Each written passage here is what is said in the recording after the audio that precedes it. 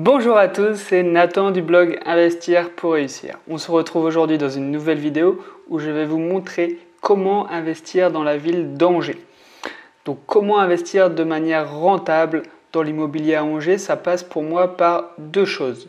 Premièrement, un emprunt à 110%, c'est-à-dire qu'on emprunte la totalité du projet à la banque. Donc je parle du coût d'achat, des frais de notaire et des frais de travaux. Vous avez donc une mensualité à rembourser tous les mois à la banque. Cette mensualité doit être payée entièrement par le ou les loyers.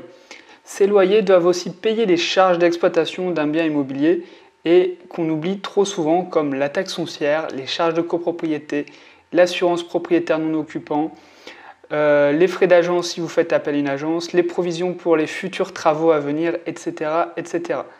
Donc, au minimum, on doit viser un bien qui s'autofinance, c'est-à-dire avoir des revenus égaux aux dépenses. Donc, les revenus et les dépenses s'annulent, ça fait un résultat à une somme nulle, donc zéro.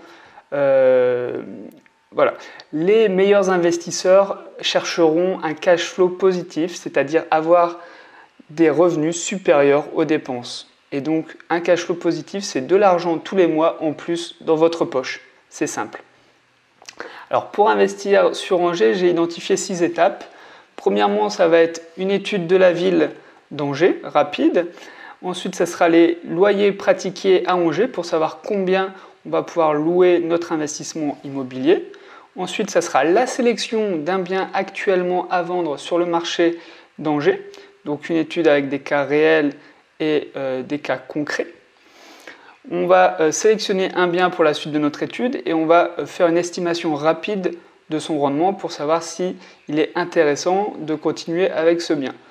Si le bien semble intéressant, on va passer à l'étape d'après qui est le calcul des mensualités du crédit. Très important pour savoir si on a un bien avec un cash flow négatif, si on atteint l'autofinancement ou un cash flow positif.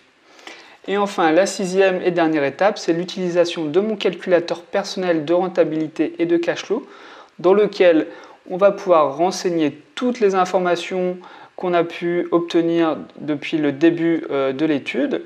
On va donc aussi pouvoir savoir à quel prix il faut acheter pour atteindre par exemple l'autofinancement, mais aussi à quel prix il faut acheter pour avoir un cash flow de 200 € par mois, par exemple.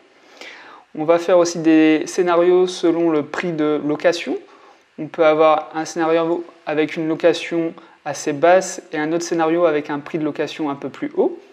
Voilà, c'est l'occasion vraiment de voir comment maximiser au mieux notre investissement. Allez, on part tout de suite pour la première étape et la prise d'information sur la ville d'Angers. Donc tout d'abord, je dois dire que c'est une ville qui me plaît énormément, Angers. J'ai pu passer quelques jours à Angers et j'adore vraiment cette ville. C'est une ville vraiment que j'adore, comme je le dis. Je ne me suis pas encore intéressé à son marché locatif et au niveau investissement, je ne m'y suis pas encore intéressé, mais vraiment j'aime la ville. Donc je vais pouvoir aussi être un peu plus précis sur les emplacements, je pense, que je connais déjà un petit peu. Il ne faut pas oublier aussi que Angers fait partie des top 20 plus grandes villes de France, d'accord, en termes de population. Donc ce qui veut dire qu'on va avoir un marché locatif pour à peu près tous les types de locations possibles, hein, de la colocation à la maison, à la location courte durée. Il y a vraiment un marché pour tous les types de locations et une demande qui sera toujours présente, hein, top 20 de villes françaises. De toute façon, on va regarder tout de suite le nombre d'habitants qu'il y a à Angers.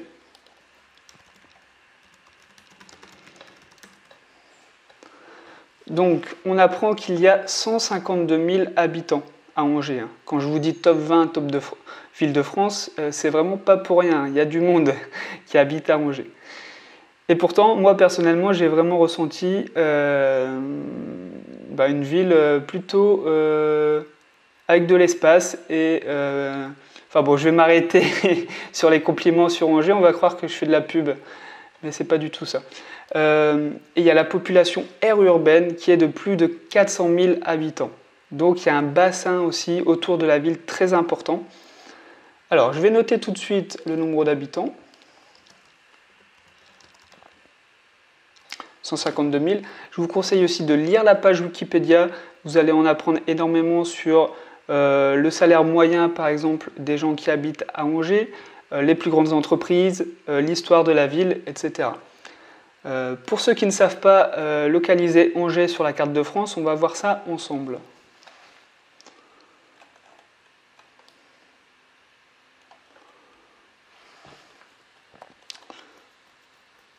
Donc Angers se trouve dans l'ouest de la France et les plus grandes villes aux alentours sont Le Mans, Rennes, Nantes, Cholet, Tours. D'ailleurs, ça me fait penser que j'ai à peu près fait des vidéos pour toutes ces villes. Et par contre, bon, c'est quand même éloigné. Hein. Je ne sais pas combien il y a de kilomètres entre Nantes et Angers, mais il y a au moins 100 kilomètres. Donc, ce qui veut dire aussi que dans un bassin de 50 km autour d'Angers, ça va centraliser en fait les diplômés, les étudiants et les jeunes travailleurs. La ville est traversée par la Maine et vous avez donc le centre de la ville qui est ici, d'accord, qui est au nord de la gare en fait. Ok. Alors, passons au point suivant. J'aime bien regarder en détail normalement tous ces points suivants, mais là, comme on est dans une grande ville de France, je vais que survoler les points. L'important, c'est que vous compreniez pourquoi je regardais ces points. Donc, je regardais le nombre d'étudiants dans une ville. Pourquoi ? Parce que les étudiants sont des très bons locataires. Parce que, premièrement, ce sont les parents qui vont payer le loyer. Donc, vous avez un risque d'impayé pratiquement nul. Et ensuite, ce sont des locataires avec des situations simples. Ils sont là pour 1, 2, 3, 4, 5 ans et qui ne vous embêteront pas. Ils ne vont pas embêter les propriétaires. Ils vont vraiment, pour la tranquillité du propriétaire, c'est intéressant également. Hein. Ils ne vont pas vous poser de problème. Ensuite, pour ceux qui seraient intéressés par la location courte durée, je regarde les hôtels et le nombre d'hôtels dans une ville ou dans un quartier. Parce que les hôtels ont fait des études bien plus approfondies que nous en tant que particuliers. Et s'ils ont décidé de s'installer à un endroit, c'est qu'il y a un marché pour de la location courte durée. Donc, vous pouvez regarder, ça va vous donner un indice s'il y a un marché important ou pas dans une ville ou dans un quartier précis. Ensuite, j'aime bien regarder les hôpitaux parce qu'il y a énormément de personnes qui travaillent dans les hôpitaux. On oublie souvent, mais c'est souvent un bassin d'emploi de 4 à 5 000 personnes qui travaillent, donc des futurs locataires intéressants. Il y a ensuite les transports en commun, surtout pour les grandes villes, et encore plus si on vise des jeunes diplômés ou des étudiants dans notre logement. Pourquoi ? Parce qu'ils ont besoin de se déplacer à n'importe quelle heure, un peu partout dans la ville, et ils n'ont pas forcément de voiture. Donc les transports en commun, ça peut être vraiment un plus de se placer à côté, trouver un bien à côté des transports en commun, ou un bien qui est en bout de ligne, donc un peu plus loin du centre-ville, mais grâce au tramway, vous permettra de rejoindre le centre plus rapidement qu'un autre quartier, moins bien desservi. Donc je sais qu'il y a le tramway à Angers. D'ailleurs, il y a une création de nouvelles lignes. Enfin bon, on verra ça par la suite. Et puis le dernier conseil que je peux vous donner, c'est vraiment de passer du temps dans la ville, mais passer du temps physiquement. On ne peut pas tout faire à distance. On peut préparer certaines choses grâce à Internet, mais il faut passer du temps. Donc après vos journées de travail ou passer vos week-ends dans la ville d'Angers, explorer, poser des questions, faites-vous passer pour un futur locataire et demandez s'il y a des plans d'urbanisme dans la ville, quel est le type de population de ce quartier, est-ce qu'il y a des nuisances sonores, qui habite ici, regardez un petit peu voilà, l'état du quartier en général. Pour moi, l'objectif, ce n'est pas de viser le quartier le plus chic qui va afficher des prix élevés, mais plutôt de viser un quartier qui ne fait pas parler de lui, mais pour autant il fait bon vivre à l'intérieur de ce quartier, ce qui va vous permettre d'avoir des prix plus bas et donc d'avoir une meilleure rentabilité. Ça, pour moi, c'est l'objectif, viser des quartiers qui ne font pas parler d'eux, mais qui sont très bien pour vivre. Allez, on passe à l'étape numéro 2 et l'estimation des loyers pratiqués à Angers. Alors, forcément, nous, on veut emprunter la totalité à la banque et on veut avoir du cash flow tous les mois. Donc, il va falloir transformer les biens. Il va falloir les transformer, leur créer de la valeur pour en tirer des revenus locatifs supérieurs dans le but vraiment d'avoir un cash flow. Donc quand je parle de transformation, ça peut être de l'agrandissement. Par exemple, acheter un grand studio de 35 mètres carrés, créer une chambre et le louer au prix d'un T2. Ça peut être aussi faire de la colocation. Acheter un grand appartement, du coup le prix au mètre carré va être plus faible, et pourtant le louer à la chambre et obtenir des revenus plus importants que si on le louait à une famille. Ça peut être aussi un immeuble de rapport. Acheter au prix de gros. Acheter 5 appartements coûtera moins cher que de les acheter séparément. 5 appartements d'un coup. Il y a aussi la location courte durée, où on loue à la nuit, du coup on loue plus cher que si on louait à l'année. Et on va partir aussi sur de la division d'appartements, nous. Pour cet exemple, on va partir sur de la division, donc acheter un grand appartement, donc un prix au mètre carré plus élevé, mais on va le diviser en deux pour en faire 2 T2 et augmenter ses revenus. Donc nous, on va simplement regarder combien on loue un T2 à Angers. Donc là, vous pouvez passer par Le Bon Coin, par exemple.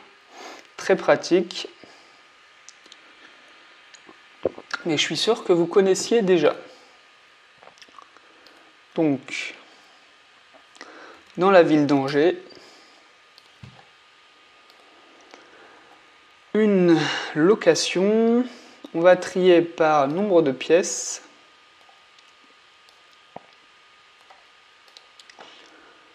Et on va afficher les résultats. Voilà, déjà on voit qu'il y a des chambres meublées pour tout type. Ça va être des étudiants, ça va être aussi des jeunes salariés ou des jeunes couples, mais ça va rester des gens avec une situation simple. J'entends par là qui maîtrisent leurs charges, ils n'ont pas d'enfants à charge. Voilà, et déjà des locataires sans enfants, ça diminue énormément le risque.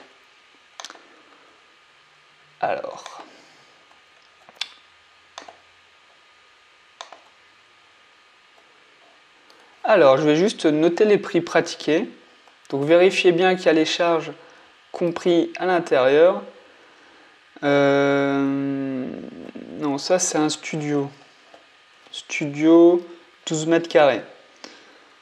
Alors, il y en a beaucoup qui confondent le studio et le T2, mais le T2, en fait, quand on comptabilise le nombre de pièces, on ne prend pas en compte les salles de bain.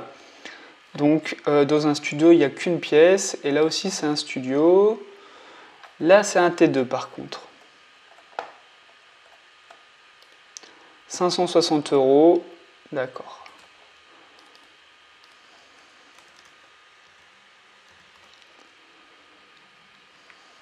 T2 et 39 mètres carrés.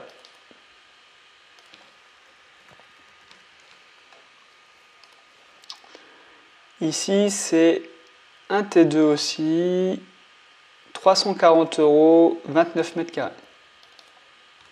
Tiens, il est beaucoup moins cher que le premier.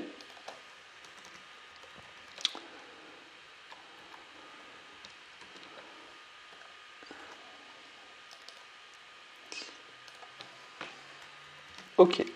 Troisième annonce, 675 €, 45 mètres carrés.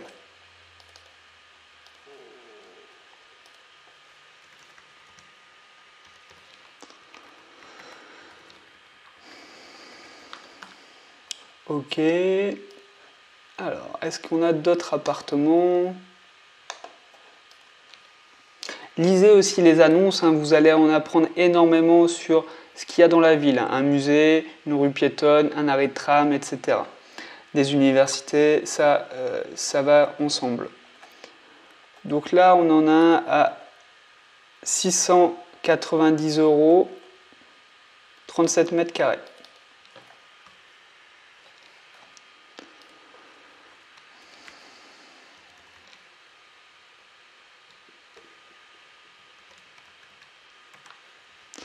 Et un dernier bien pour finaliser cette étape. On est sur 490 € ou 500 € plutôt quand on lit l'annonce. 500 €, 25 mètres carrés.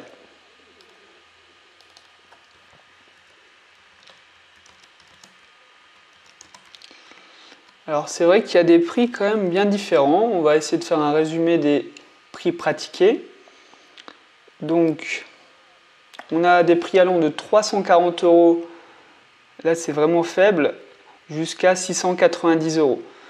Mais en moyenne, on peut dire que les prix tournent aux alentours des 550 €, 560. Donc nous, on ne va pas prendre de risques, hein, comme je le dis. Il faut mieux partir sur un loyer estimé bas pour ne pas prendre de risques, parce que si vous estimez un loyer trop élevé et que vous n'arrivez pas à le louer le jour J, eh ben, tous vos calculs s'effondrent et le calcul de rentabilité avec, et ça peut être une catastrophe. Donc on va partir sur un prix de 560 € par chambre. Je pense être sûr et certain de louer à ce prix-là, enfin 560 € par T2. Je vais être sûr de le louer à ce prix-là, et on fera même une deuxième simulation avec un loyer, pourquoi pas à 600 € si tout se passe bien. Voilà. En plus, nous, on va faire des travaux de rénovation, hein, dans cet appartement. On va lui créer de la valeur, on va faire des travaux. Donc, il n'y aura pas de souci, à mon avis, pour le louer à ce prix-là. Allez, on passe à l'étape numéro 3 et la sélection d'un bien à vendre. Alors, nous, on va diviser un grand appartement en deux T2. Donc, il faut au minimum des T2, on va dire de 30 à 35 mètres carrés au minimum.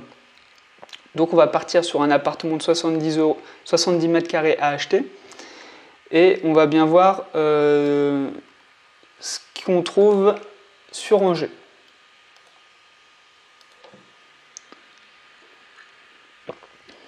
J'utilise le site Bien Ici, j'adore ce site parce qu'il permet de localiser l'emplacement des biens à vendre. Donc très pratique pour nous, pour filtrer aussi les annonces.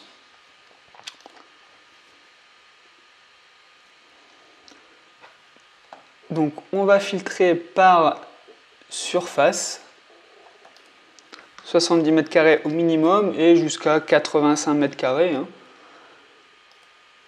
Pourquoi pas?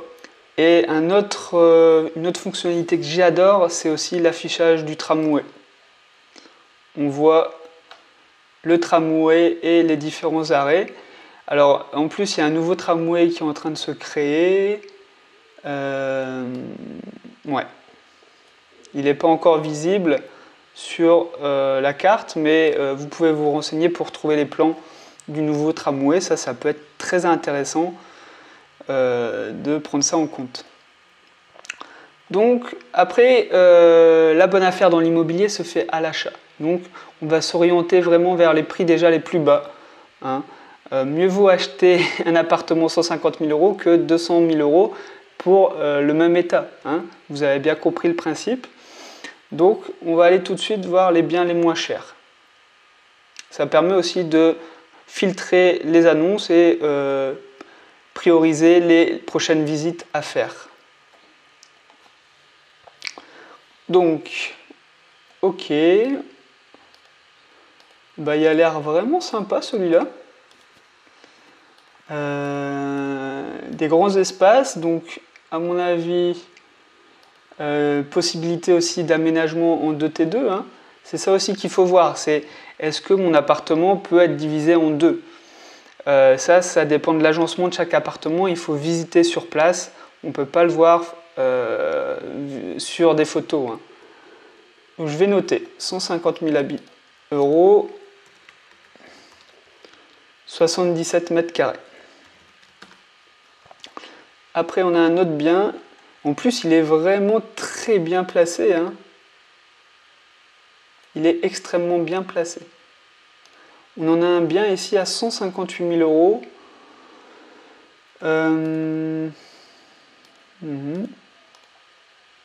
Ok, on va noter.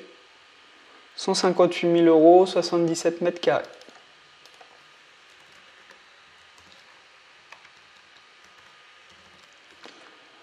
Ok, est-ce qu'on a d'autres biens? Vous voyez là, on a un bien 512 000 euros, neuf. Ça m'intéresse même pas de regarder un bien à 560 000 euros. Je comprends pas trop l'écart de prix de toute façon. Alors, un autre bien, 76 mètres carrés, 165 000 euros.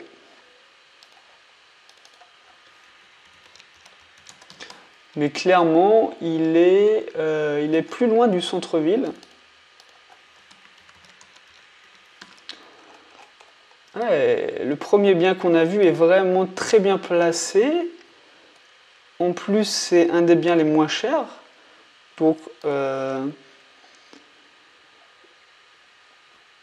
suis en train de lire un petit peu l'annonce, mais il y a peu de choses. Des charges annuelles très faibles de copropriété de seulement 540 euros. De toute façon, on va faire des travaux, mais la salle de bain a l'air... Bon, ça dépend des goûts. Il faudrait visiter, voir quel effet ça a réellement. Bon. Pourquoi pas laisser comme ça la salle de bain. Et la cuisine m'avait l'air aussi pas mal. Ok. Bon. On va de toute façon prendre ce bien pour la suite de notre étude. C'est le bien le moins cher qu'on ait vu. En superficie, ça correspond et il est très bien placé. Donc, je vois pas où est le problème. On va partir là-dessus. Et on va passer du coup à l'étape numéro 4 et calcul rapide de la rentabilité. Donc, on a un coût d'achat de 150 000 euros. Les frais de notaire vont être aux alentours de 7 à 8%, donc on va être aux alentours des 12 000 euros, peut-être. Ça, c'est une estimation rapide. Donc, dans l'étape 6, on sera plus précis.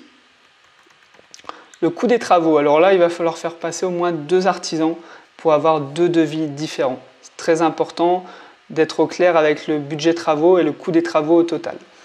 Nous, on va quand même faire une estimation pour continuer et préparer notre étude.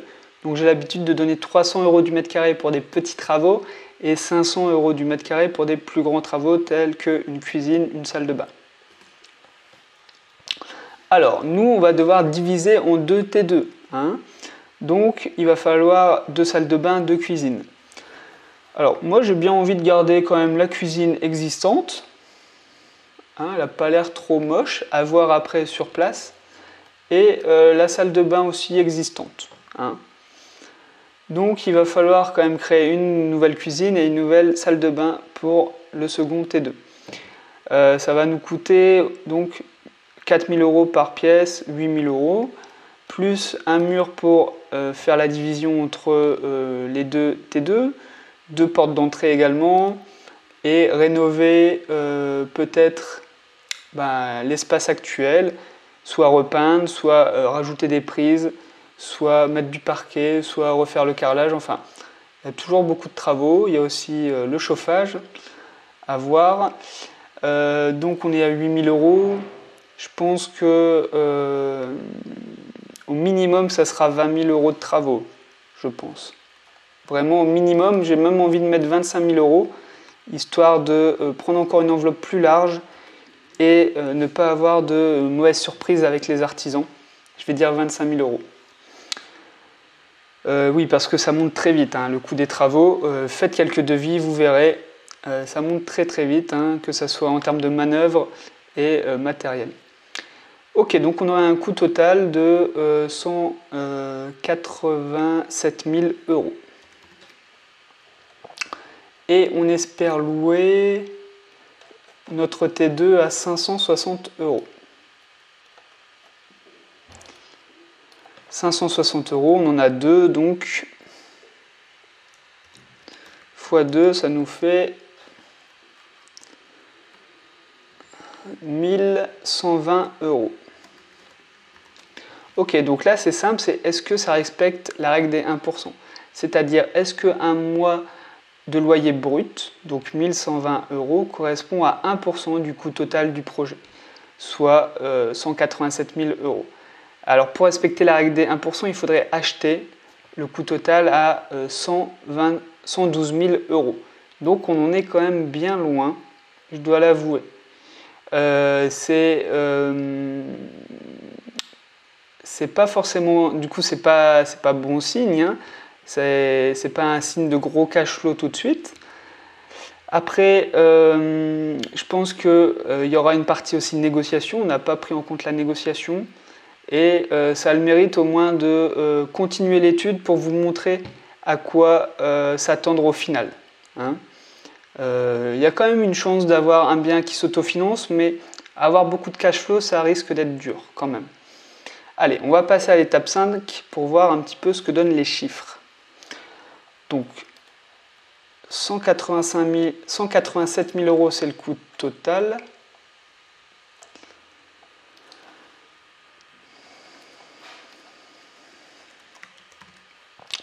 On a un loyer de 1120 euros brut, auquel on va enlever automatiquement 30% pour avoir une estimation des revenus nets.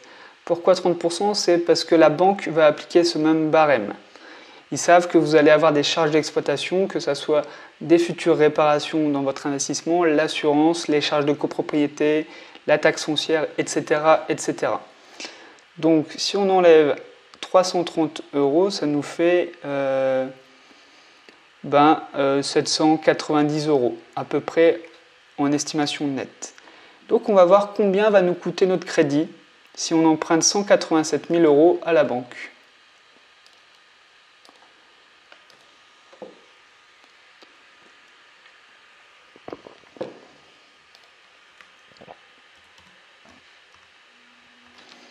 Donc je vous conseille toujours de prendre la durée du prêt la plus longue possible pour un investissement locatif. Pourquoi? Pour avoir les mensualités les plus petites possibles et ainsi se rapprocher de l'autofinancement. Et augmenter votre cash flow par la même occasion, c'est la même chose. Pour le taux d'intérêt, n'espérez pas avoir le meilleur taux. On va emprunter la totalité à la banque, donc il va falloir donner des contreparties aussi en échange à la banque. L'objectif numéro 1 reste l'obtention du prêt à 110%. Donc ne vous formalisez pas si on vous demande un taux à 1,9 par exemple. 187 000 euros, ça reste une grosse somme. Donc la banque prend des risques et ce risque se rémunère avec le taux d'intérêt qu'ils vont vous proposer. Par contre, pour le taux d'assurance, si vous êtes jeune et en bonne santé comme moi, moi personnellement j'ai obtenu un taux d'assurance à 0,07%. Donc vous pouvez avoir 0,1% sans problème. Au pire, vous faites une délégation d'assurance, c'est-à-dire que vous ne prenez pas l'assurance du crédit à l'endroit où vous prenez le crédit, vous allez voir une autre banque. Alors, on aurait des mensualités du coup de 953 euros. Et donc là, c'est simple, c'est est-ce que les loyers, donc 790 euros, sont supérieurs aux mensualités du prêt 953 euros? Eh bien non, malheureusement, là, tous les mois, on devrait mettre de notre poche à peu près 160 euros pour combler l'écart entre le loyer et les mensualités du prêt, plus les charges d'exploitation. Donc dans l'état actuel, ce n'est pas une bonne opération pour nous, investisseurs rentables. Cependant, il y a toujours une marge de négociation, d'accord? Et c'est rare aussi d'avoir un cash flow positif sans négociation, faut bien le prendre en compte. On va voir ça tout de suite dans l'étape 6, de toute façon, à quel prix il faut acheter pour avoir un bien rentable. Donc on va reprendre les chiffres, 150 000 euros 500.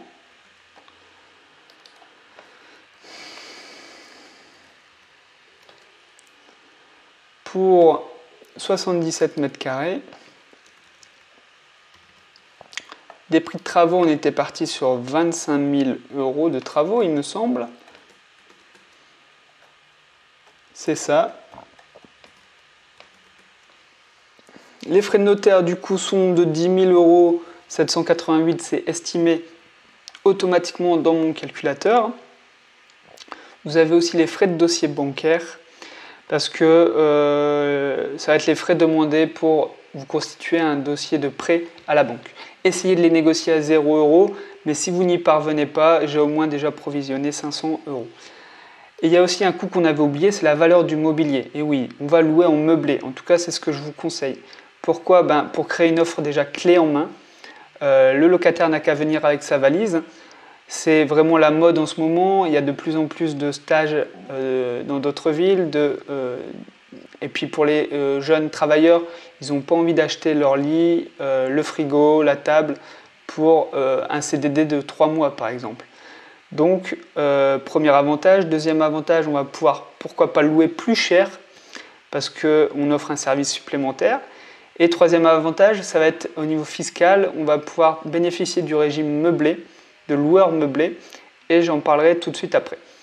Donc pour louer, pour meubler un T2, il faut compter dans les 4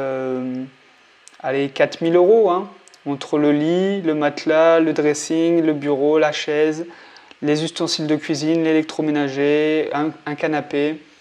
Donc ouais, dans les... Oui. J'ai dit dans les 3 000 €. Hein. Donc ça nous ferait 6 000 € en tout en valeur du mobilier. Au niveau du financement, on a un taux à 1,9, mais sinon on ne touche pas au reste. Donc on a quand même un peu plus à emprunter que ce qu'on avait prévu dans les étapes précédentes aussi. Hein. Ok, partie fiscalité. Comment ça fonctionne la fiscalité dans l'immobilier? Alors c'est assez simple, ça dépend de votre tranche marginale d'imposition.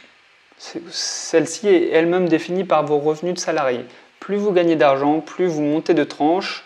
Les plus connus sont 14, 30 et 40%. Donc ce qui signifie que chaque euro touché dans l'immobilier, alors après il y a des régimes réels et les régimes microfonciers où on a un abattement de 30% sur les revenus, mais pour résumer, chaque euro touché dans l'immobilier va être taxé à 30% plus les prélèvements sociaux de 17,2% si vous êtes à une tranche de 30%. Donc ça va plutôt en fait être 47,2% sur chaque euro touché dans l'immobilier. Quand je parle d'euros touchés, c'est bien des euros touchés et pas des euros dans votre poche. Parce que vous devez, avec les euros touchés, payer le crédit et payer les charges d'exploitation. Donc c'est extrêmement important et impactant sur votre rentabilité et votre cash flow. Heureusement, avec le régime de loueur meublé, vous allez pouvoir amortir le prix du bien, donc 150 500 € sur 30 ans. Ça nous fait quand même 5 000 € de création de déficit chaque année. Vous allez aussi pouvoir amortir la valeur des travaux. Ça, c'est pareil en location nue. Par contre, ce qui n'est pas possible en location nue, c'est d'amortir la valeur des frais de notaire. Ça, c'est possible en meublé.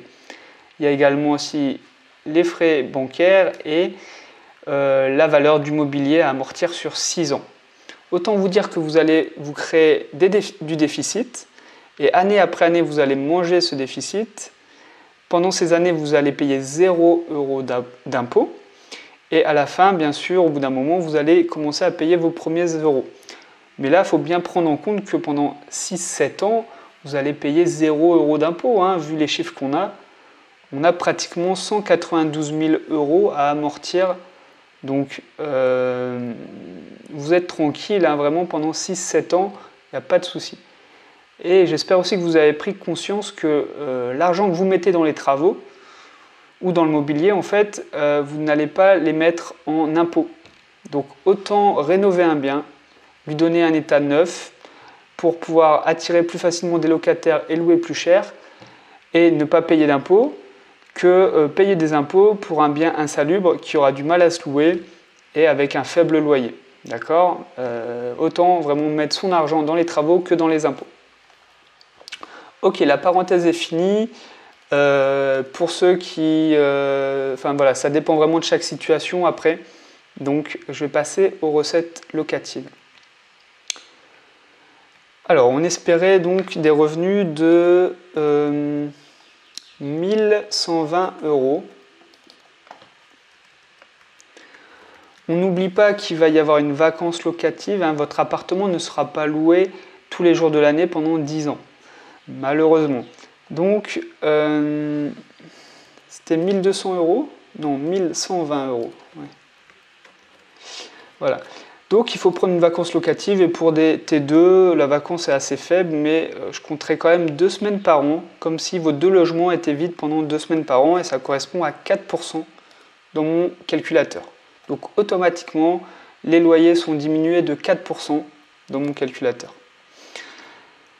Alors, on va finir avec les charges. Donc, si vous faites appel à une agence, ça sera entre 7 et 8% de vos revenus bruts qui vont être taxés par l'agence.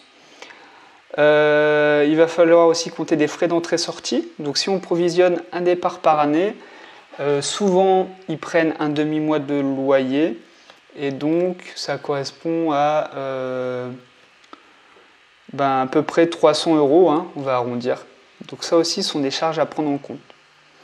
Ensuite, on a la taxe foncière et les charges de copropriété. Ça, il faut les demander aux propriétaires, c'est très important. Parce que ça varie d'un immeuble à l'autre et ça varie aussi d'une rue à l'autre dans la même ville, hein, pour la taxe foncière.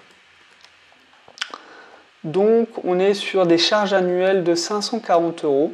C'est très très faible, mais on n'a pas la taxe foncière. Alors, il faudrait savoir ce qu'il y a dans ces 540 €. Parce que dans certains immeubles, on a l'eau, l'électricité, le chauffage, enfin à peu près tout. C'est pour ça qu'on a des fois des charges de copropriété de 200 € par mois, hein. Là, c'est extrêmement faible et c'est un bon signe pour notre investissement.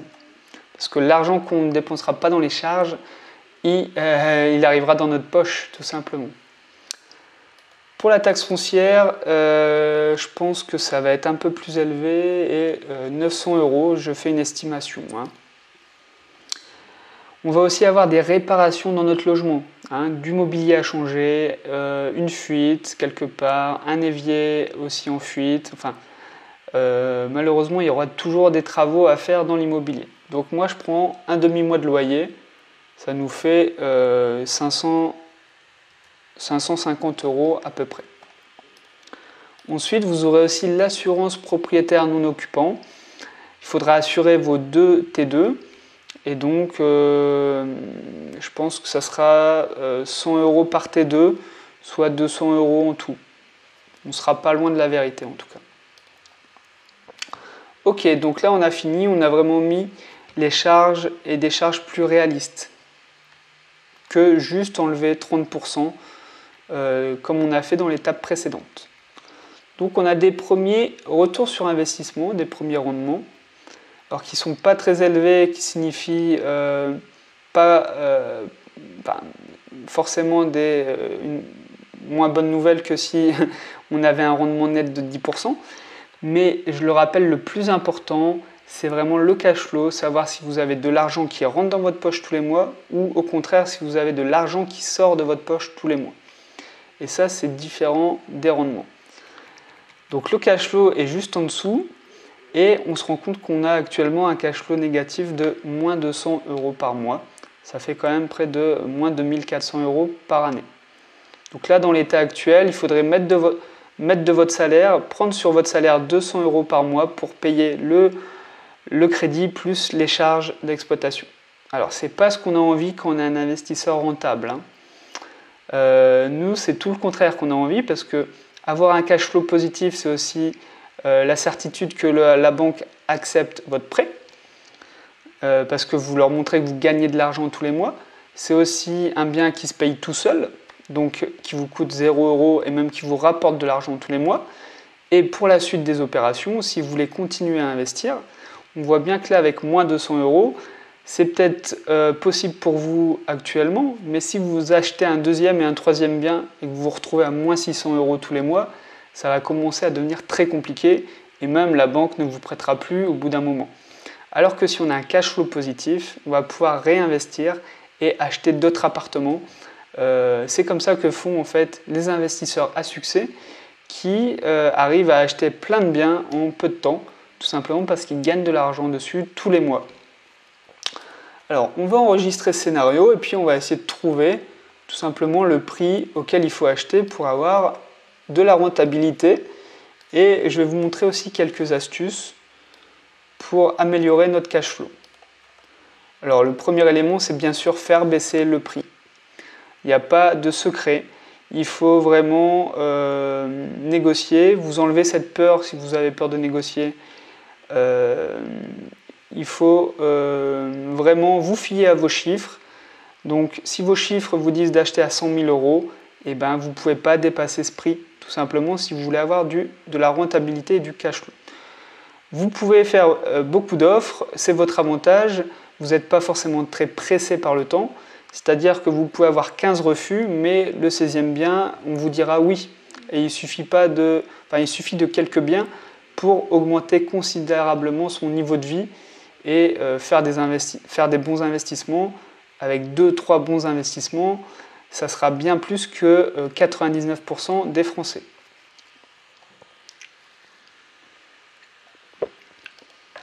Donc je vais faire une première simulation où j'enlève 10 000 euros, ce qui n'est pas grand-chose. C'est moins de 10% du prix. Je vais enregistrer le scénario. Je vais faire une deuxième simulation où je renlève 10 000 euros. Ok, on voit qu'on est à moins 93 euros de cash flow, donc il faut encore diminuer le prix d'achat. Voilà, il faudrait acheter en fait à 110 000 euros pour un coût total du projet dans les 150 000 euros pour avoir un cash flow positif. Ça, c'est déjà une première indication. Je vais enregistrer ce scénario et je vais vous montrer aussi comment on peut avoir un meilleur cash flow. Ça va passer par la case financement aussi. Plus vous aurez un prêt sur une longue durée, mieux ce sera. Donc pour nous, on pourrait demander un prêt sur 22 ou 23 ans. Déjà, je vais vous montrer la différence. Histoire vraiment d'assurer notre autofinancement et peut-être, je dis bien avoir un petit cash flow quand même. Ok. Je vais remettre sur une durée de prêt de 20 ans pour la suite de nos exemples. Ensuite, ça va être loué plus cher, hein, forcément. Il n'y a pas de secret. Si on loue plus cher, on aura plus de revenus à la fin du mois. Donc, on louait à 560 euros, et ben on va faire une estimation à 600 euros par studio. Ça nous fait donc du 1200 euros. Donc, c'est une estimation un petit peu plus élevée, mais on avait vu quand même au début que j'étais parti sur une estimation très faible du loyer, donc pourquoi pas. C'est pas irréalisable, hein. Surtout qu'on va rénover le bien, je le répète, donc bien état neuf, il n'y a pas de raison qu'on le loue plus cher. Ensuite, ça peut être aussi réduire les charges. Alors, j'aime pas trop, mais réduire les frais d'agence, hein. Peut-être que vous avez envie de gérer par vous-même. C'est, selon moi, pas une bonne idée sur le long terme, mais au début, ça peut être intéressant pour connaître le métier de gérant immobilier, vous rendre compte des échanges avec les locataires. Donc, pourquoi pas, au début, ne pas faire appel à une agence. Après, je vous conseille quand même de le budgétiser parce que peut-être que dans 5 ans, ça aura changé, vous aurez envie de déléguer, vous en aurez marre peut-être. Donc, il faudrait le prévoir quand même au début. Mais bon, on va faire une simulation comme ça, vous allez voir la différence avec le cash flow. Ok, bon, on va comparer tous les scénarios ensemble pour voir un petit peu les résultats.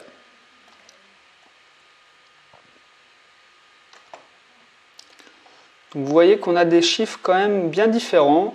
La première simulation, c'était pas une bonne affaire, hein, clairement. Si on négocie 10 000 euros, c'est toujours pas une bonne affaire, hein, c'est toujours trop cher.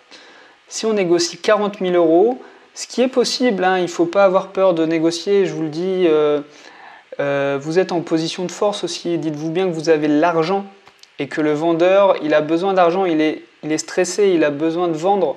Hein, si vous avez déjà vendu quelque chose, vous savez que quand vous avez besoin d'argent, vous êtes stressé, vous ne dormez pas la nuit, vous y pensez tous les jours. Donc il est sous pression et vous, votre objectif, c'est d'acheter à un prix qui vous convient. Donc il faut négocier. Donc à 40 000 euros de négociation, on arrive enfin à l'autofinancement.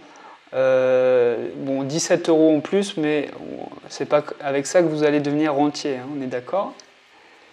Donc c'est très bien quand même, hein, on est passé d'une situation à moins 200 euros par an, pas à 0 euros, opération nulle. Si on augmente la durée du prêt de 2 ans seulement, c'est pas grand chose, on a un cash flow de 73 euros. C'est quand même un petit billet en plus. À vous de savoir s'il vaut mieux avoir 17 euros en plus tous les mois pendant 20 ans ou 73 euros tous les mois pendant 22 ans. À vous de voir, mais pour protéger son cash flow, j'aurais tendance à dire prenez un peu de marge quand même, et 22 ans, ça m'a pas l'air si bête. Ensuite, si on retourne sur un loyer sur une durée de prêt de 20 ans, et par contre on augmente le loyer. Donc là, on passe à 89 euros de cash flow. Vous voyez, de 17 euros à 89 euros de cash flow, là, on n'aurait pas besoin de prendre une durée de prêt sur 22 ans, par exemple. Et ensuite, si on a un loyer de 600 euros et qu'on ne fait pas appel à une agence, tout de suite, on passe de 89 euros à 191 euros. Et là, c'est plus la même affaire quand même, hein. 200 euros en plus tous les mois. Si vous achetez 3 appartements comme celui-ci, ça fait 600 euros, etc. Après, on l'a vu, c'est sans agence. Donc, ça va vous demander du temps. Et du temps à gérer votre bien, c'est aussi du temps que vous ne pouvez pas passer à réinvestir dans d'autres appartements. Moi, je suis content quand même parce qu'on a pu voir une évolution dans cette dernière étape pour améliorer son cash flow. Pour une étude à Angers, on aurait aussi pu prendre un exemple de colocation et de location de courte durée ou d'immeuble, par exemple. Hein. À vous de faire la simulation. Parce que c'est vrai qu'avec la division de 2T2, ça va être un petit peu compliqué. Hein. Il va falloir vraiment bien négocier. Et voilà. C'est possible, hein, on l'a vu, mais à mon avis, il y a moyen de trouver plus rentable. En tout cas, j'espère que vous avez bien compris le principe et la démarche pour trouver du cash flow dans un investissement immobilier. Ça va être transformer le bien, augmenter ses revenus, réduire ses dépenses, avoir les mensualités les plus petites possibles. Et voilà, hein, c'est comme ça qu'on peut avoir des biens rentables. En tout cas, si vous voulez vous aussi faire vos calculs de rentabilité, vous pouvez télécharger dans la description mon fichier Excel. Vous pouvez aussi télécharger mon guide sur comment faire une bonne affaire dans l'immobilier. Je donne 7 astuces pour acheter en dessous du prix du marché et je pense que ça sera très pratique pour vous à Angers. Moi, je vais vous souhaiter de très bons investissements à Angers mais aussi partout ailleurs et je vous dis à la prochaine.